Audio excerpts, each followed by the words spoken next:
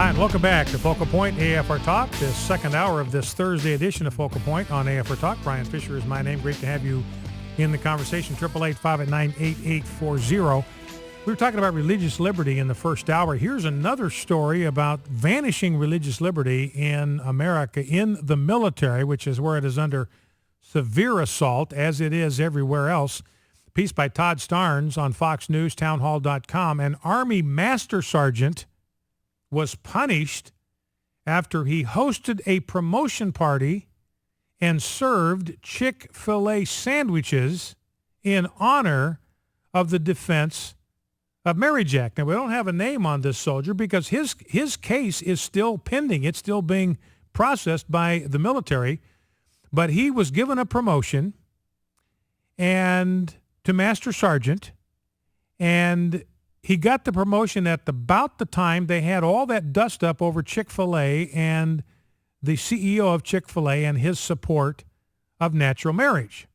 So this soldier gets his promotion to Master Sergeant. He decides to have a party to celebrate his promotion, a private party to celebrate his promotion.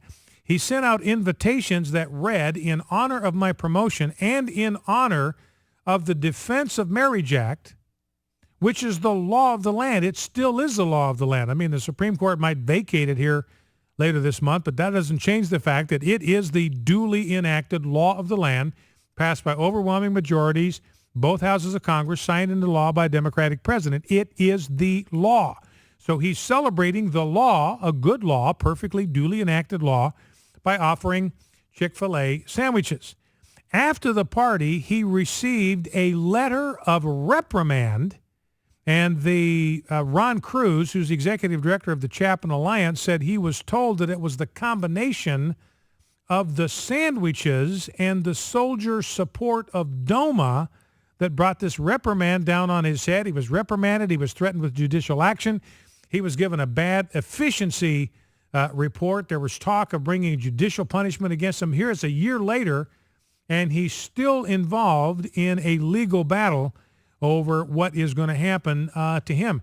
You know, so here I want to bring in Jeff Reed, who's my producer. We were talking about this morning, Jeff. Here we got a guy who just wants to have a private celebration ceremony, and he is doing it to celebrate his promotion with his friends and in honor of the Defense of Marriage Act that defines natural marriage as the only institution that's going to be recognized for federal purposes.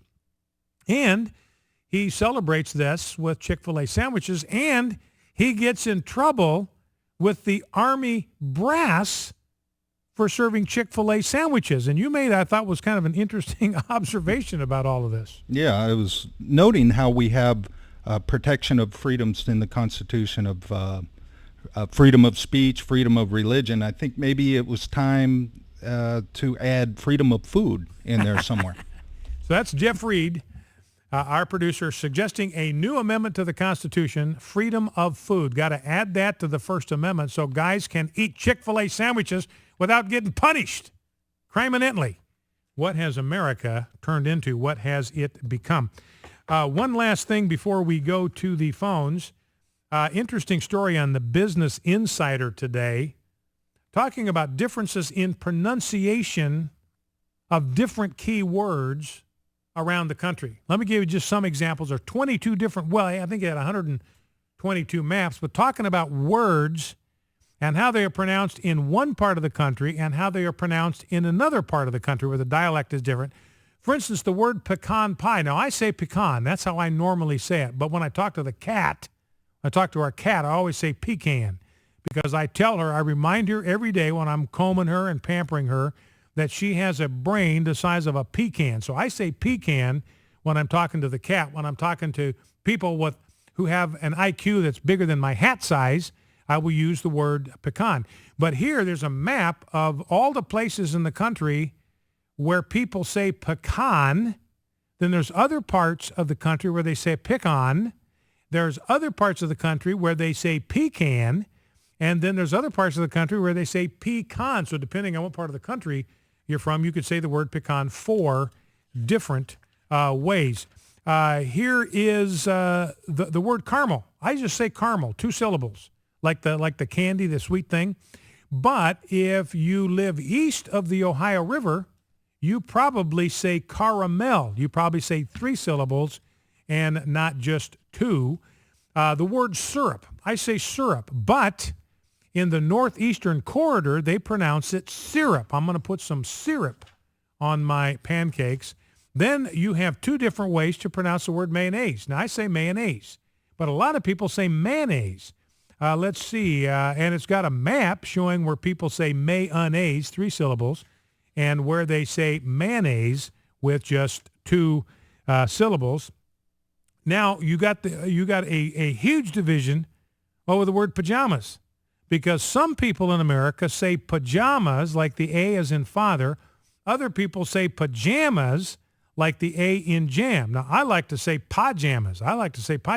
Where are your pajamas? So there's different ways you can say that. So anyway, and there's a whole bunch of other ones that can be pronounced in different ways. Lawyer instead of lawyer. Some places coleslaw is just referred to as slaw. Some places you call it soda. Some places you call it pop. Down in the South you call it Coke. Everywhere but the Northeast and Florida you put on tennis shoes. In the Northeast and Florida you put on sneakers. It's a Bowie knife in Texas and Washington, D.C., but it's a Bowie knife everywhere else. And, of course, you have y'all in the South and you guys everywhere else. All right, well, enough of that linguistic excursion. Let's go back to the phones. Let's go to Haywood, Kosciusko, Mississippi, talking about a word that's tough to pronounce. I mean, it took me a long time, Haywood. I mean, you look at the way Kosciusko is spelled, and you wouldn't get Kosciusko out of that in any way, shape, or form. But anyway, welcome to Focal Point with Brian Fisher. What's on your mind? Well, I wanted to thank you for bringing up D-Day and the veterans and for commemorating that. And the glider, that was very interesting. Very interesting. Good. And you can also wind in all these other issues with a war. America is at war. We have a cultural war. But I'm on your side, Brian. We can win. And this young man that had the intestinal fortitude to stand up and say the Lord's Prayer against, he knew everything in the world was against him, but yet he did it. It's going to take more of that.